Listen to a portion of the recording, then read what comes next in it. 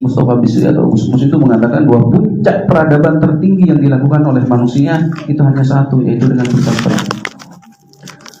Jadi dengan adanya yang seperti itu, saya semakin merasa terpecut, tercambuk gitu untuk terus belajar menulis, sehingga lahirlah beberapa karya-karya. Walaupun dalam tanda kutip mungkin karya saya jelek, tapi saya punya satu keyakinan bahwa sejelek-jeleknya karya itu tetap bagus ketimbang mereka yang tidak pernah mau berkarya. Karena pesan Kiai Haji Sahal Mahfud itu mengatakan tidak ada karya yang jelek. Yang jelek itu adalah mereka yang tidak mau berkarya. Jadi hal yang semacam itu memotivasi saya untuk menulis. Walaupun isi daripada puisi ini, daripada kumpulan ini ya mungkin jelek, tapi tidak masalah. Saya punya keyakinan bahwa sejelek apapun Allah sudah mempersiapkan dengan hikmahnya masing-masing. Jadi dalam bahasanya Al-Quran mungkin khairan katsira begitu. Tidak tahu ayat berapa itu. Saya bukan hafid masalahnya. Jadi Allah mendesain seluruh apa yang ada di bumi ini, semuanya itu dengan nilai kebaikan, nilai hikmah yang luar biasa. Jadi saya punya keyakinan sejelek apapun yang saya tuliskan ada hikmah masing-masing. Ada hikmah ya macam-macam lah, bisa buat orang sadar, atau bisa bagi orang lain, bisa bikin terapi, atau bahkan bisa dijadikan alat untuk merayu cowok atau merayu ceweknya. Nah, jadi berangkat dari itu semua. Klik lagi mas. Nah, yang memotivasi saya juga ya seperti itu, Pramudia Anantatur dan juga seorang Khairil Anwar. Makanya satu pesan, perempuan, sahabati, rekanita sekalian, kalau teman-teman ingin menjadi orang yang abadi, maka kuncinya hanya dua. Jadilah musuh penyair atau jadilah orang terkasih dari penyair. Maka Anda akan abadi, setidaknya dalam tulisan-tulisannya. Begitu ya Pak Nora ya? Sama, rekan-rekan ini kalau mau menjadi orang yang abadi dikenang sejarah, jadilah seorang yang terkasih dari penyair, atau jadilah orang yang paling dibenci oleh penyair, dan akan ada tulisan tentang dia. Makanya Pramudia Anantatur mengatakannya seperti itu. Hairil mengatakan aku ingin hidup 1000 tahun lagi. Saya boleh mati 50 tahun lagi boleh, tapi karya saya akan dibaca sepanjang waktu. Kenapa? Setidak-tidaknya kalau karya itu sudah ber-ISBN, akan ada yang namanya duplikatnya itu di Perpustakaan Nasional. Anda boleh tidak baca karya saya 10 tahun lagi, tapi mungkin anak Anda 20 tahun lagi bisa baca karya saya. Bukankah seperti itu yang bisa dijadikan jawaban untuk mereka yang ingin hidup selamanya? Jadi saya begitu, makanya saya menuliskan puisi. Poin terpentingnya, bagaimana puisi ini bisa lahir. Saya bicara cover dulu ya. Tadi sedikit disinggung tadi di luar bahwa cover ini gambarnya tidak lazim. Mana ada daun yang seperti benan ya. Ini sebenarnya diambilkan dari nama dusun saya, dusun di desa saya yang saya tempati namanya Darussa. Walaupun secara biografis ya dusun saya diberi nama itu karena memang ada bunga yang diberi nama Darussa. Kembang inyame kembang Darussa benar Sunan. Tapi ada makna yang lebih bernilai edukatif. Darussa itu adalah bermakna guru yang profesional dalam bahasa Arab. Nah, kebetulan di kampung saya, pusat kajian, pusat kegiatan edukasi itu ada di kampung saya dalam satu desa itu. Pusat semua perkembangan itu dimulai dari kampung Darussa. Karena satu-satunya lembaga yang sampai ada tingkat MA-nya itu hanya di kampung saya, di kampung Darussa. Jadi sejalan dengan nama ini. Mungkin titip Andrei Cepo mungkin ya, sampai ada yang seperti itu. Ini tentang cover. Dan Anda jangan cari di dalam judul puisi namanya Tadarus Darussa, tidak akan temukan. Ya mungkin kalau puisi lain judulnya ada di dalam puisinya. Punya saya nggak ada. Tapi kalau judulnya Darussa ada. Nanti saya bacakan. Tapi itu bukan lantas semuanya menjadi analogi dari semua puisi ini, enggak. Intinya di Tadarus Darussa itu saya hanya ingin mengenalkan yang namanya cinta. Klik lagi. Lewati.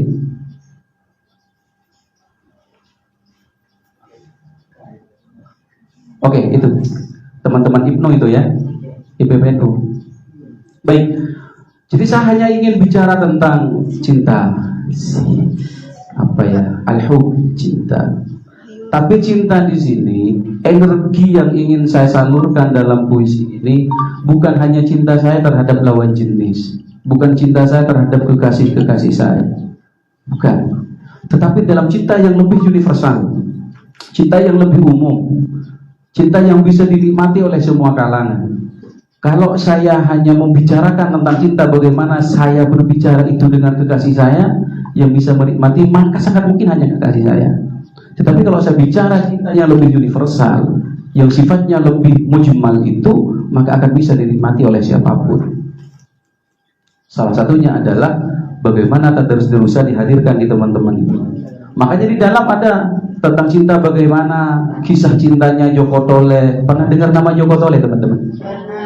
Pernah dengar Dempo Abang? Tidak pernah kan? Kalau Potret Koning, pernah dengar? Pernah. Nah, saya berbicara tentang beliau juga. Jadi ada sedikit unsur mitologi, tapi ada sisi-sisi cintanya. Bagaimana seorang Adipodai itu tiba-tiba harus dalam mitologi kepercayaan orang-orang Sumeneb punya anak tanpa dia harus menikah secara fisikali. Apa ya? Istimta, tanpa ada istimta katanya orang fikih gitu ya. Tapi dia punya anak namanya Joko Toli dan Agus Wedi. Saya bicara tentang itu. Ini cinta, tapi dalam cinta dalam takaran yang berbeda-beda. Makanya di sini dalam kitab Asrarul Balawah cinta kan macam-macam. Sampai ada pada tingkat cinta yang mematikan penikmatnya. Makanya Al-Quran mengabadikan orang jatuh cinta itu dalam surah Yusuf. Ceritanya bagaimana seorang Zulaikha itu yang awal mula menjadi perempuan kaya raya, kasta tertinggi di Mesir. Setelah dia jatuh cinta kepada Yusuf, dia menjadi manusia yang hina-dina. Harta tidak ada, pelayan sudah habis semua. Yang menemaninya hanya gitar tua dan satu pelayan tua juga. Dia apa? Hanya menikmati cinta. Kemana-mana dia hanya menembangkan nama Yusuf, kekasih hatinya. Bukan kekasih nyata ya, kekasih hatinya.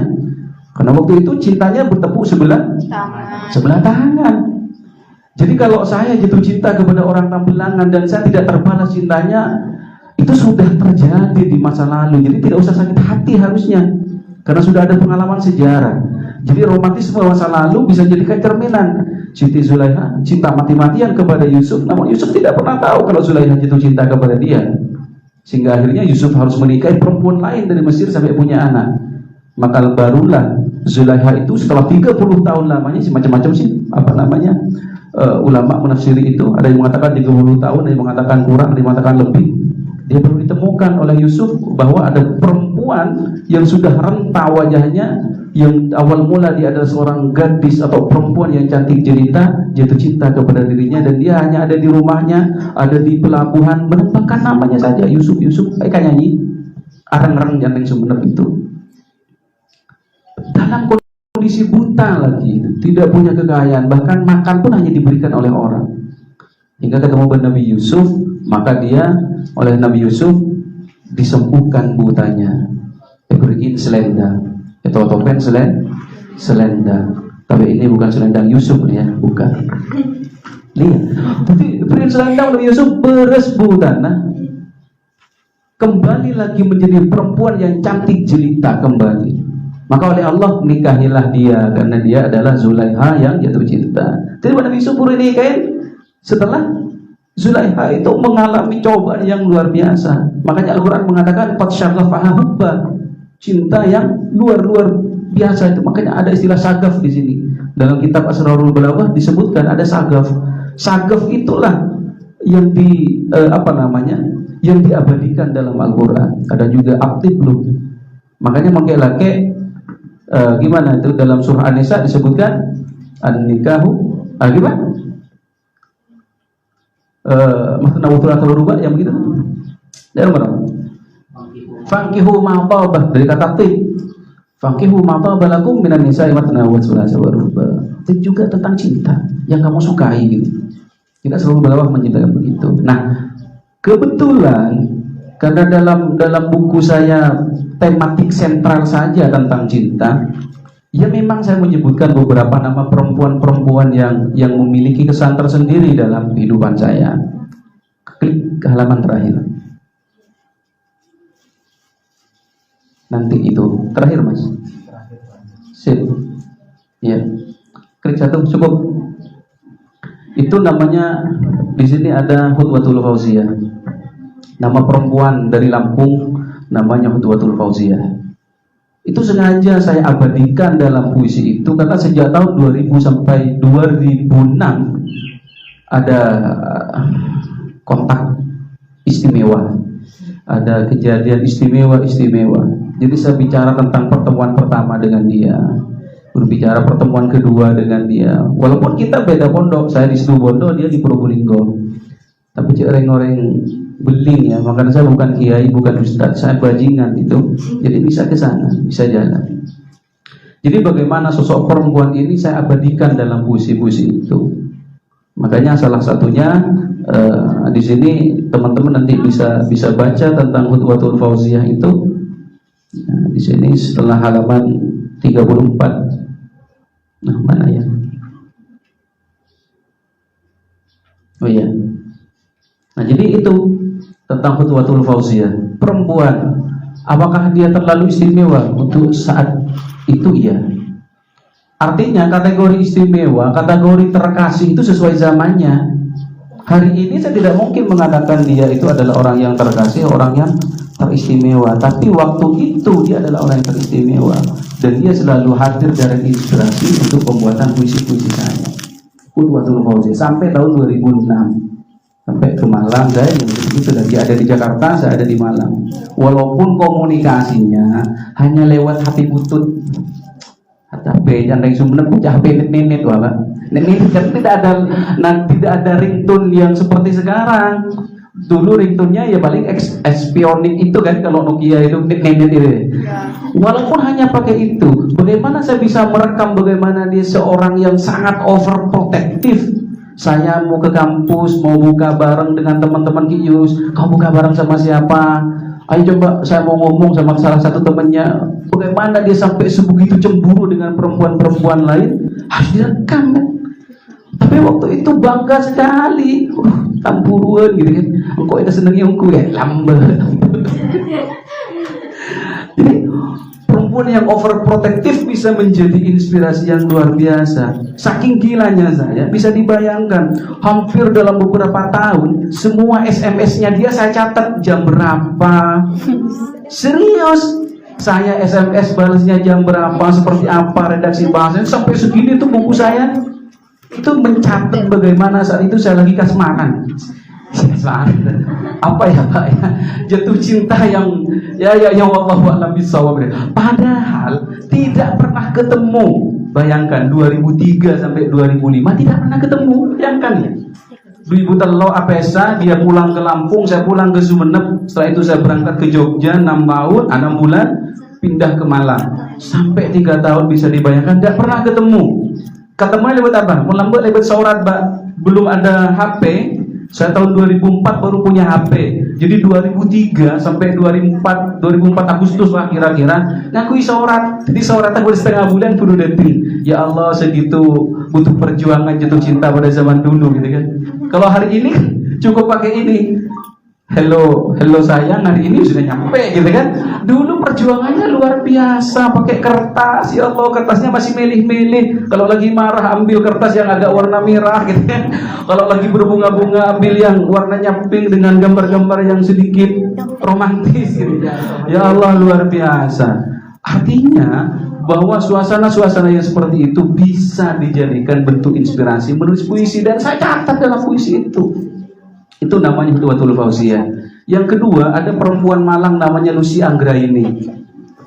Lucy Anggraini. Di situ ada Mas, insya Allah judulnya kalau tidak salah. Saya lihat judulnya aja mulai pas ketemu ya. Judulnya itu apa ya? Mungkin saya bawakan buat dia dalam itu tentang Lucy Anggraini. Lucy Anggraini itu adik kelas saya. Saya kebetulan ngospek dia gitu kan, saya kebetulan mengkader dia di Mababa.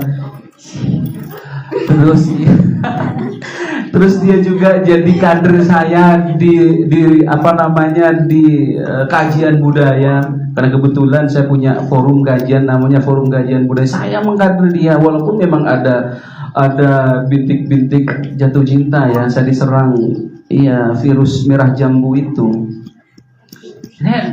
Jadi waktu itu saya ada LDR-an sama Khutbatul Fauziyah, tapi saya jatuh cinta sama orang lain, dan itu saya pikir sah-sah saja, dan itu pahala buat penyair itu. Salah satu ibadah penyair kan memang memperbanyak jatuh cinta. Itu ibadah yang tidak bisa dinafikan oleh seorang penulis. Nah, jadi saya LDR dengan Khutbatul Fauziyah, tapi saya di Malang bisa jatuh cinta dengan siapapun, wanita manapun. Salah satunya dengan Lucy Anggra ini, orang Malang asli. Ketemu Mas? Oh iya, dialog di Sendang Biru. Ya. Jadi saya waktu pertama kali pengen mengucapkan cinta itu di Sendang Biru namanya. Suatu pantai Sendang Biru. Kalau Mas Mulham mesti tahu Sendang Biru itu di Sendang Biru, malam-malam hujan rintik-rintik, ya agak syahdu lah, agak romantis suasananya. Jadi saya PDKT sekaligus pas subuh. Ya, pas subuh saya harus mengatakan saya suka sama kamu deh. Siap. Oke. Makasih ya Mas ya. Siap. Makasih Pak. Nah, jadi bagaimana dia juga tidak mampu mengatakan iya dan tidak, gitu kan? Assalamualaikum warahmatullahi. Jadi dia mau mengatakan iya mungkin gak enak karena juga saya banyak saingan, gitu kan? Mau mengatakan tidak juga mungkin gak enak karena saya seniornya kadang terlalu perhatian. Gitu kan? Jadi saya harus mengatakan bahwa di subuh yang ranom begitu saja lah, kita hanya mematung. Mana terakhir Mas? Ini seketika kami mematung menyambut subuh yang ranom. Tapi perlu kau catat, aku bukan pembual. Ya, gitu aja. Saya nih tidak jatuh cinta sama yang lain. Hanya kamu gitu. Ya walaupun LDR ada ini ya. Ibadahnya penyair di situ gitu. Jadi harus selalu berani ngomong jatuh cinta walaupun koleksi. Iya koleksi. Tapi enggak juga. Nah jadi itu tentang Lucy Anggra ini. Dan yang paling hampir tragis itu nama yang kelima, namanya Nia. Cari di situ Mas. Seorang anak SMA, mungkin seusia IPPNU kayak teman-teman. Saya kuliah semester 2. Saya pernah ada baksos di Wadeng Gresik namanya itu, 30 hari di sana, 40 hari, sebulan 10 hari. Jadi hampir dari 1 bulan itu komunikasi saya tidak ada dengan perempuan lain, hanya dengan Nia. Karena dia perempuan, maksudnya siswa SMA di daerah itu nyamannya Nia, tapi di SMA yang lain ada. Itu di SMA itu yang konteks dengan saya, yang konek hanya Nia. Orangnya pinter Mbak, pinter agak boy puisi drama pinter. Dia aktivis IPPNU, jadi buat saya berkonekian. Akhirnya saya banyak mendekati dia, sampai teman-temannya Farda dan Zuni itu menjadi tukang kompornya. Bagaimana saya bisa jadian? Makanya di buku itu saya juga pasang namanya Farda dan Zuni itu. Dan ini yang menjadi juara 2 saat lomba puisi penyair muda Madura tentang ini. Itu saya kira itu yang juara 2. Saya bicara tentang Nia, anak kemarin sore, saya bilang anak kemarin sore. Udah saya sudah kuliah di SMA gitu. Walaupun di tempat itu banyak perempuan yang jadi korban PHP saya banyak juga nih.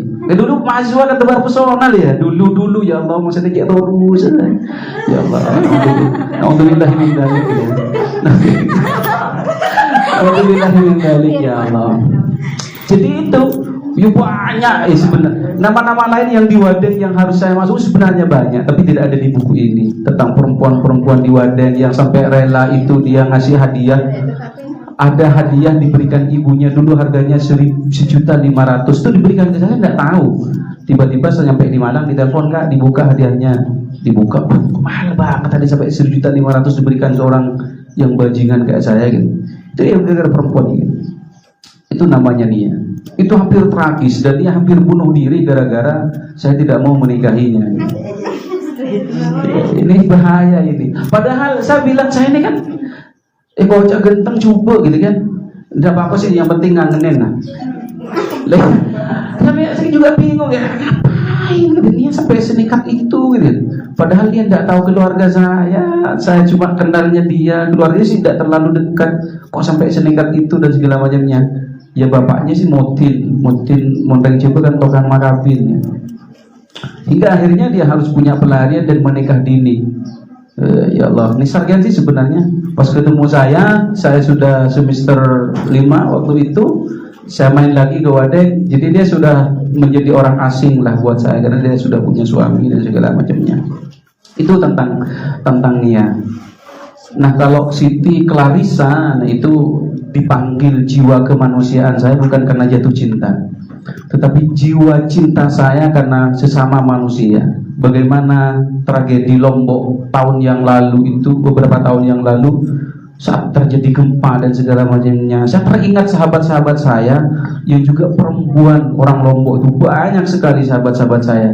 Dan saat terjadi gempa dia hanya telepon saya, minta tolong saya doain ya, rumah saya ini sudah sebagian ada yang ambruk, nenek saya yang ada di dalam ini kena jatuh ini, minta doa gitu.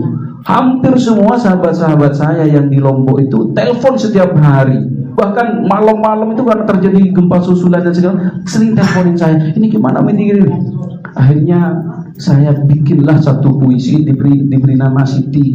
Itu terakhir Mas, itu Siti, untuk mengambil sosok perempuan dalam perspektif orang Madura. Jadi mau nek bini orang Madura kan biasanya banyaknya Mas Siti kan, karena nek bini panggilan. Seperti Khadijah bintal Khuwailid itu sama orang Madura yang tambahin Siti Khadijah, padahal tidak ada nama Sitinya itu, iya kan? Fatimah Az-Zahra bintar Rasulillah gitu kan, sama orang Madura ditambah Siti Fatimah gitu kan. Jadi saya tidak mau menghilangkan kemaduraan saya, bagaimana perspektif orang Madura memandang perempuan, maka saya ambilkan judul puisi Siti Gadis Lombok ya, Siti Gadis Lombok. Itu berbicara tentang sahabat-sahabat saya yang ditimpa musibah, kena gempa bumi. Jadi cinta dalam bentuk yang universal, salah satunya adalah ini, saya mengatakan itu. Nah jadi dalam puisi saya sebenarnya adalah cinta yang bentuknya kompleksitas, complicated banget berbicara itu. Apalagi yang Aisyah, Maria, dan Zizi. Saya bagaimana memotret 3 kepercayaan orang-orang yang ada di Myanmar sana. Gadis Rohingya itu, Maria mewakili seorang perempuan suci dari kalangan Nasrani, Aisyah mewakili seorang perempuan gadis Islam, dan Zishing itu adalah kepercayaan orang Hindu atau orang Buddha sana. Jadi tiga perempuan yang saya ambilkan dalam sosok itu sebenarnya fiktif. Saya tidak tahu itu apakah ada nama seperti itu di Myanmar, tidak tahu saya. Tapi saya hanya punya satu keyakinan bahwa orang Myanmar itu sebenarnya secara culture mereka itu adalah orang yang baik, bisa menghargai perbedaan. Bagaimana mereka sangat plural tentang teologi keagamaannya. Saya yakini itu. Makanya saya membuat puisi tentang cerita 3 gadis ini di Myanmar, sehingga akhirnya dia harus terjadi kerusuhan Rohingya itu. Makanya puisi Aisyah, Maria, dan Zishing 3 gadis Rohingya Pumanin Luka itu menjadi juara ASEAN tahun 2018. Jadi puisi ini yang juara ASEAN sebenarnya. Dan itu sudah dibaca oleh orang-orang yang ada di Malaysia dan yang lain. Ya, ada beberapa festival yang membacakan puisi itu. Dan kebetulan alhamdulillahnya orang Madura itu dalam event penulisan puisi tingkat ASEAN itu orang Madura yang menjadi juara 1-2 kali.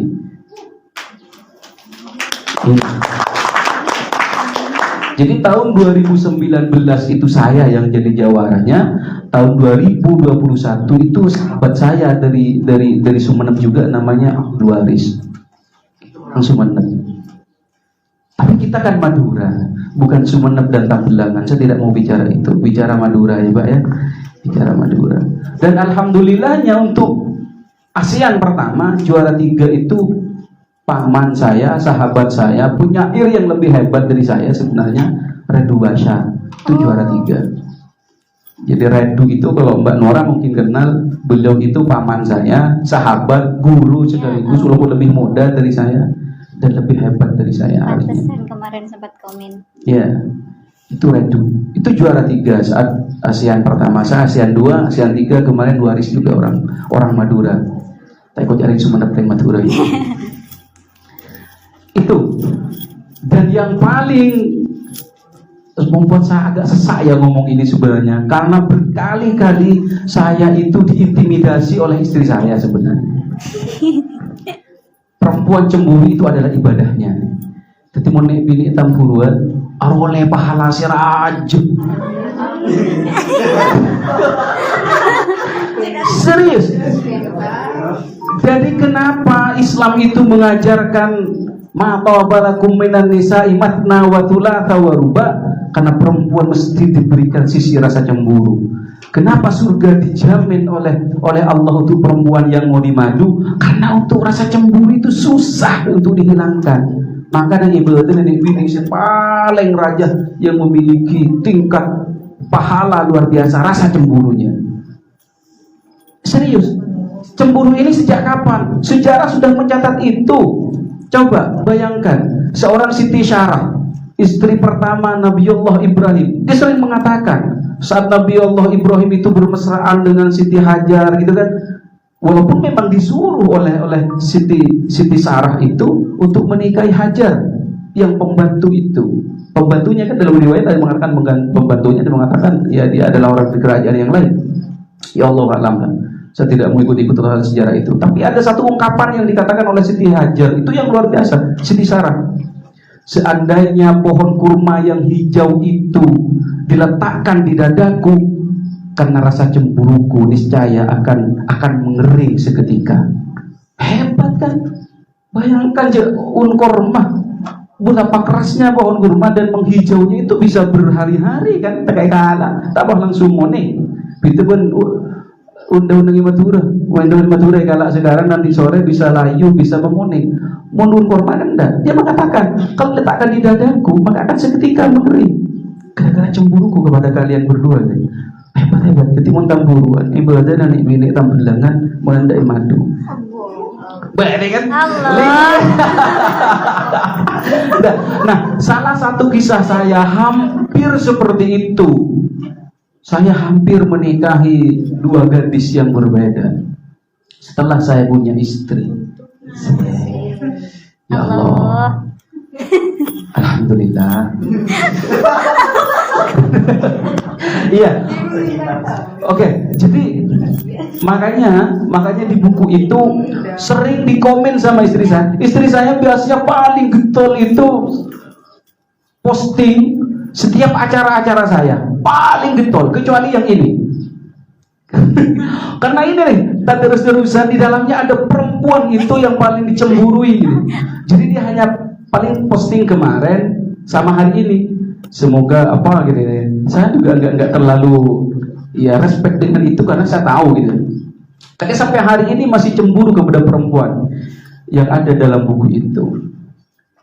Nah, jadi keboleh aja ya.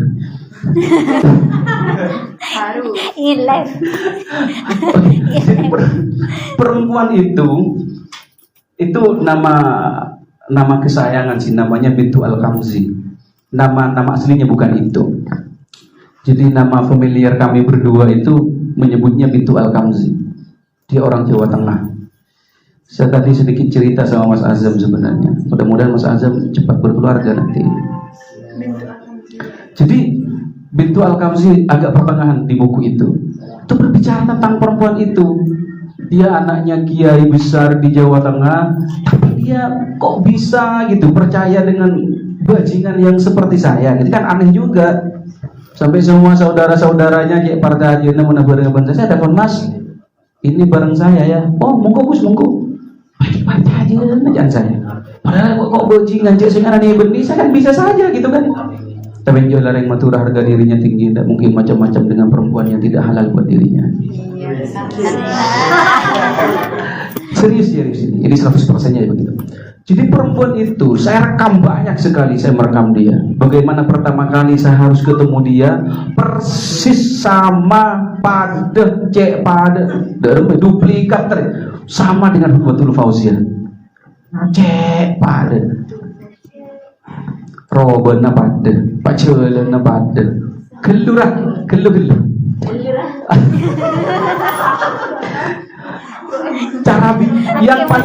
Yang paling membuat saya kaget itu cara bicaranya 100% dia pada Nabil Fauz. Betul Fauz ini. Jadi pertama kali saya ketemu, saya akan anugerah saya yang Aisyah Maria Azizi itu, ketemu pertama kali saya kaget. Ya Allah, mantan saya kaget, masa panitia ini?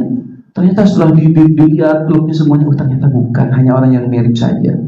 Dan saya berteman akrab sampai dia harus nemeni saya kemana-mana barengi saya. Ya Allah alam, apakah karena itu yang karena saya juaranya? Tapi tidak, saya tidak ke arah sana. Karena bagaimanapun abah sama kakak-kakaknya cek partai aja naga saya, cek ikara aja buat saya, cek gelem. Iya ini. Mangkana rasa cemburu istri saya itu dilarang puisi itu diterbitkan. Tapi saya kan di rumah ya, saya kan harus juga menghargai perempuan yang pernah ada dalam sejarah hidup saya. Gitu kan? Karena puisi ini terus terang yang banyak beli orang Madura, sebagian yang punya ini saya kemarin nyatanya 250. Pajunya yang ratusan lebih itu ke Pulau Jawa, bayangin. Salah satunya di daerahnya dia itu. Kita hanya pengen tahu, Mas kayak apa dipotret puisi sama sampean Mbak ini? Kalau mau ya beli puisi saya. Ya udah masuk. Iya, jadi begitu. Akhirnya di sana ada satu komunitas ngundang saya, Mas, untuk bukunya sampean awal 2022 harus dibedah di Pekalongan. Siap, saya siap. Tinggal atur jadwal aja. Yang penting tidak crash dengan acara-acara saya. Nah, jadi itu, karena dia, ternyata ada orang Pekalongan juga toh yang masuk gitu. Putra Kiai saya, mudah-mudahan nggak dibedah di pondoknya dia aja lah. Jadi itu, hampir benar saya itu hampir beristri lagi gara-gara itu. Ya Allah, manfaat itu juara Asia. Iya, jadi saya juga kan merasa aneh. Saya kan pedomannya saya waktu itu rending nari tak kira kenal lengkok lah tawaro dengkok tak kira menoro dan tak kira tahu kan ini cantik maturi ya, kasarnya begitu. Jadi orang-orang di sana bukan saya manfaatkan, jadi dia saja. Saya juga ada panggilnya Mbak sih, panggilnya itulah. Ikut saya kemana Mas? Saya pengen tahu alun-alun Purwokerto. Ya udah pakai motor saya aja. Jadi saya yang biasa nyopiri, dia yang gonceng sama saya ngobrol. Ya Allah, ada di situ semuanya gitu. Jadi nyampe di situ itu sampai tengah malam tidak dicari sama orang tuanya, kan aneh juga. Dan dia mau saja nemeni saya di alun-alun kota Purwokerto itu sampai jam 2, kan aneh. Perempuan mana yang mau begitu kalau tidak lagi juga dalam kondisi jatuh cinta gitu kan? Kalau bayangan gitu gitu. Nah, jadi Bintu Al-Kamsi waktu itu benar-benar dipotret sebagai perempuan yang istimewa di mata saya. Makanya banyak puisi yang lahir gara-gara itu. Lahir, ya Allah. Sampai ditemuin istri saya. Dia telepon video call saya lagi sholat jamaah. Telepon, neng gegel HP, video call gitu. Ternyata perempuan. Ya Allah. Sampai saya hadir ke pertemuan penyair Asia di Jakarta, Depok itu, istri saya bilang, pokoknya saya ikut. Sampai ambil berakun nyok ngalanyok jalan gitu. Ya Allah, sampai segitu protektifnya gara-gara satu kejadian itu. Ya makanya ya selagi dipercaya, ya beban itu benar-benar harus dipegang erat, kepercayaan siapapun, baik pasangan atau teman, sahabat atau orang tua. Jadi sekali saya belot begitu, tang dini itu mau kemana-mana, pah langsung cak noro apa lembok itu, ya 2 tahun yang lalu lah, waktu masih ini terkontaminasi gitu ya. Mata terkontaminasi, saya setiap saat bikin puisi ya tentang itu aja gitu. Sampai protes, sampean kapan mau bikin puisi buat saya, buat anak kita kapan gitu. Ya Allah, sampai ditagih seperti itu. Iya, diserian akhirnya ya sudahlah. Kalau memang dia jodoh saya ikhlas ya Allah. Kalau enggak, dihilangkan saja secara teratur. Ya Alhamdulillah, ya hilang dengan teratur juga. Tapi memang bukan jodoh saya. Artinya saya tidak punya potensi untuk poligami. Jadi tentang Bintu Al-Kamsi itu luar biasa, dan itu tidak akan hilang begitu saja dalam memori saya. Dan sampai hari ini orang-orang yang ada pejabat teras di Purwokerto itu banyak mengenal saya gara-gara itu. Bukan karena saya jadi pemenang Asianya, enggak, tapi karena saya sempat ada hubungan walaupun seumur jagung itu dengan seorang perempuan Purwokerto dan orang terhormat. Iya, Cik Beragun tidak setuju waktu itu Umina gitu sebenarnya. Ibunya bukan tidak setuju sih, dia hanya mengatakan masa anak gadis Umi satu-satunya jadi istri muda gitu. Dia disentil-sentil gitu aja. Tapi kalau abah sama kakak-kakaknya ya sudah welcome aja, silakan. Tapi saya tidak punya keberanian untuk itu karena di rumah tidak, kondisinya belum siap, belum benar-benar tertata rapi, sudah ketahuan duluan. Ya adalah rosak bujar dan jalan gitu. Padahal saya pengen juga tahu rasanya gimana menjadi seorang imam dari 2 makmum. Iya, jadi saya sebenarnya pengen menjalankan ayat Al-Quran itulah, masna wa thulatha wa ruba fa in khiftum alla ta'dilu fawahidah. Jadi saya temu adil tak adil kan mau dijalanin, pernah dirasain gitu kan, itu baru ketemu tak adil, tak anti potensi itu poligami cerai satu, itu baru cari nahu begitu gitu. Tapi saya tak di rumah takut lah poligami itu. Jadi begitu. Dan perempuan yang paling istimewa yang mudah-mudahan jadi bidadari dunia dan akhirat saya, itu namanya Eka Amalia. Dan saya menulis itu tentang bagaimana cemburunya dia sebelum kita nikah. Tapi sebelum kita nikah bagaimana dia cemburu kepada saya. Begitupun juga saya bagaimana hampir tidak percaya dengan perjuangan dia. Ya kan sepurana ya, saya kan dulu waktu dengan Eka Amalia itu tidak ada satupun dari keluarga saya yang setuju untuk menikahi perempuan itu. Ma boleh Eropa manusia bilis benembi paling tak setuju kok ngambil nebin itu gitu. Jadi perjuangan itu luar biasa berat. Dan bagaimana ya sosok dia itu tidak diterima di keluarga besar saya dan segala, aduh saya perjuangannya besar. Jadi saya hampir menuliskan tentang bagaimana saya tidak percaya tentang perasaan dia yang sebenarnya. Dia kok biasa-biasa aja, padahal perjuangan saya sudah luar biasa. Saya itu sampai berperang dengan keluarga besar saya itu memperjuangkan dirinya. Ya, yang namanya kayak laki kan kadang sangko-sang ya. Saya nggak boleh kita ongkuan kan kok, kayak gitu kan paling lain. Tapi kan tidak menggunakan bahasa yang begitu gitu, harus dengan bahasa yang puitis biar perempuan itu tidak sakit hati. Lihat ada ngocak seneng misalkan, saya cinta sama kamu. Alhamdulillah saya belum pernah mengatakan begitu kalau sama perempuan itu. Selama saya itu ingat mulai kau ingat, tak pernah ngocak I love you kan ini. Belum pernah saya cinta kamu, belum pernah. Karena dari sejak saya MTS sampai SMA, saya menjadi tukang tulisnya surat teman-teman yang lagi jatuh cinta. Saya yang tukang ngarangnya itu. Baik saya tanya, kamu perasaannya gimana seperempuan ini? Awalnya gimana? Setelah tercover semuanya saya bikin suratnya. Saya dibuat seperti bahasa puitis. Dan alhamdulillahnya belum pernah ditolak laki-laki yang begitu yang saya karangkan suratnya itu. Sampai tahun 2003 saya pikir tukang karangan surat kaca-kaca ning pondok gitu. Ya rentaan dia bisa ya nggak saya lembut kiriman orang tinggal bila nulis lagi surat ya beda lagi nase beda begitu itu saya itu dan aneh begitu. Nah, sama. Jadi saya hanya ingin membumikan bagaimana puisi itu ada di tengah-tengah manusia itu dengan tanpa harus menyakiti atau tanpa harus merasa dihakimi. Sama, orang lagi jatuh cinta saya tidak pernah begitu. Apalagi sama perempuan yang benar-benar disukai saya. Belum pernah saya mengatakan I love you, tidak pernah. Ya harus dengan bahasa yang puitis. Ya kalau sekarang sih misalkan karena ya bombastis ini juga lagi-lagi kadang keluar juga tegala ketuangan kok kan lebih 30 tahun saya kan sudah kepala 3. Kadang keluar lagi mau tetap orang latin otak ini kia cacagian mbak. Iya manusiawi kan. Ya kadang ya keluar dengan bahasa yang bombastis juga gitu kan. Ya kadang ya keluar puisi yang dihafal sebelum-sebelumnya. Intinya adalah bagaimana puisi itu dikomunikasikan di tengah-tengah masyarakat itu tanpa harus menggurui, menghakimi, apalagi menyakiti. Itu yang paling penting. Puisi itu bekerja sebagaimana dirinya itu menjadi obat, menjadi tabib, menjadi penyembuh, menjadi terapi buat orang lain. Maka jangan heran bila di rumah sakit jiwa itu banyak orang yang bisa baca itu benar-benar macam puisi buat dokter. Itu ada puisi dijadikan terapi itu di rumah sakit jiwa itu. Anda kalau ke Lawang suatu ketika di Malang itu puisi yang disuruh baca itu benar macam puisi itu menjadi terapi. Jadikanlah puisi itu sebagai obat gitu. Nah, jadi makanya saya paling cengeng anak saya mau lagi jatuh cinta itu Lembo ini. Ya salah satu korbannya ya Nia ini. Iya, saya cengengan puisi si paling hafal lagi saya puisi Husni Jamaluddin, orang Sumatera sana itu. Nanti bisa di-browsing Husni Jamaluddin. Keren banget, sampai hari ini saya pikir saya belum mampu menuliskan puisi seperti itu.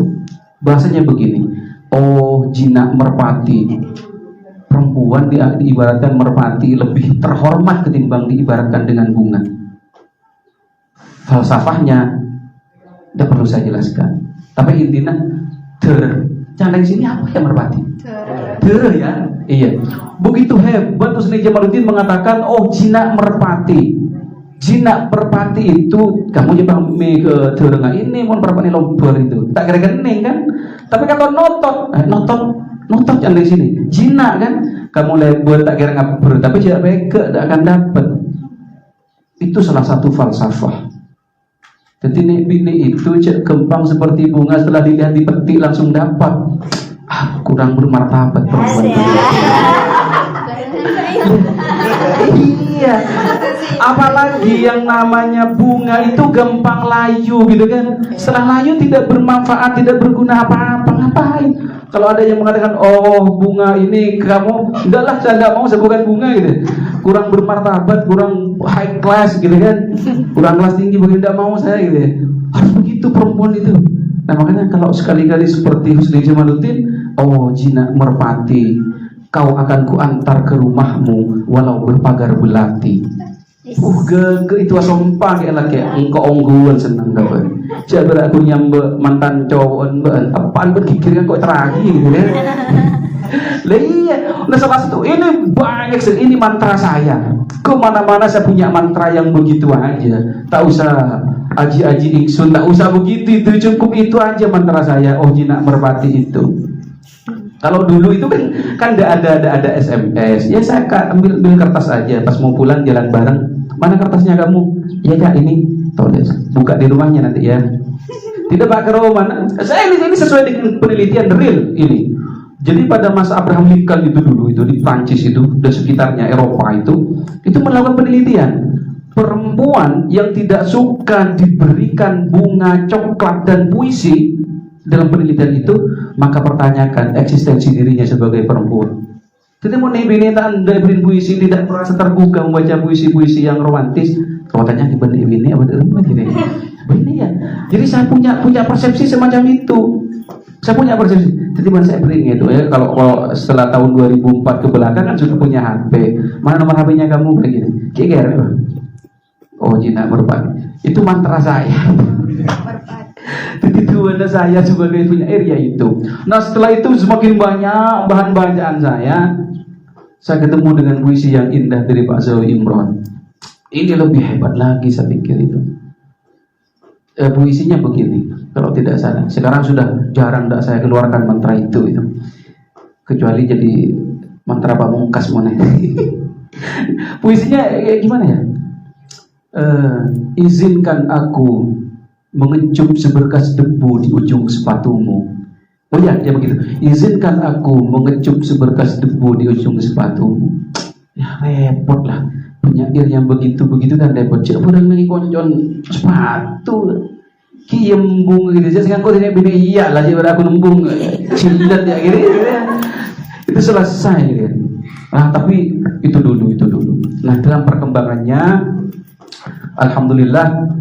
Puisi ini bisa lahir walaupun sebenarnya ingin saya terbitkan 2019 tapi ternyata mundur 2 tahun 2021 baru bisa terbit dan novel saya yang pertama terbit dulu.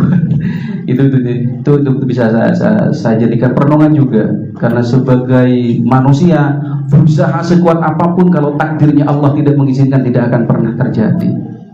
Jadi sama dengan kamu berusaha dengan siapapun engkau tak ben mati ya muncul bunyi takdir akhir. Gitulah ya. Jadi begitu ya. Jadi takdirnya Allah itulah yang akan menjadi jawaban dari semua doa dan keinginan kita. Makanya insya Allah doanya akan selalu dikabulkan oleh Allah. Doa terpanjang seperti yang dikatakan oleh Separdi Djogo Damono, doa terpanjang manusia adalah hidup itu sendiri. Jadi dengan hidup kamu sebenarnya sudah berdoa kepada Allah. Mudah-mudahan dimakbul semuanya. Amin ya rabbal alamin. Mungkin itu sebatas pemaparan tentang tadarus-darusan. Kalau yang lain tentang presiden, surat cinta saya kepada presiden ada juga di situ. Cuma yang gini aja lah kan, santai saya pikir bicaranya, karena ini dunianya teman-teman juga, dan itu fasenya sudah saya lalui. Amin. Tak tinggal boleh begitu. Kekhawatiran saya satu, Mbak. Saya kalau kemana-mana jalan ada ajaran, pas seneng gabut itu besar taruh saya, tako saya. Pun pas gini itu nih seragam bilik masalah. Minta kuat ngadepin orang yang ada. Tapi saya yakin perempuan yang bersama saya oleh Allah sudah didesain khusus hatinya. Jadi perempuan itu yang sudah dipersiapkan oleh Allah yang mampu untuk jalan bersama dengan saya. Jadi insya Allah ya mudah-mudahan saya bisa jatuh cinta yang profesional kepada sahabat-sahabat sekalian. Itu cinta adalah bentuk yang sesama manusia, sesama umat Muhammad. Amin ya rabbal alamin. Itu yang bisa saya sampaikan. Kurang dan lebihnya mohon maaf.